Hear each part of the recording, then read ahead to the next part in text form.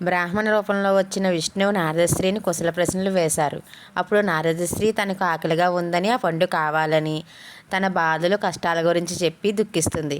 ఈ బాధలకి భావబంధాలకి కారణం విష్ణుమాయని, కాబట్టి నీవు శుచియే విష్ణునామ స్మరణం చెయ్యి, ఈ బాధలు భావబంధాలు తొలగిపోతాయి, భగవంతుని అనుగ్రహం అయిన తరువాతే ఆ ఫలం నీకు లభిస్తుంది, అది మోక్ష ఫలమని చెప్పారు. మరియు ఈ ముక్తి కొండలో ఎడమచేయి పైకెత్తి 3 సార్లు స్నానం ఆచరించమని చెప్పారు. విశేషంగా ఎడమచేయి తడవకుండా ఎందుకు స్నానం చేయమన్నారు అంటే స్మృతి కొరకు. 3 సార్లు స్నానం చేయగానే నారద రూపం వచ్చి ఎడమచేయి మాత్రం స్త్రీ రూపంలో ఉండిపోతుంది గాజులతో.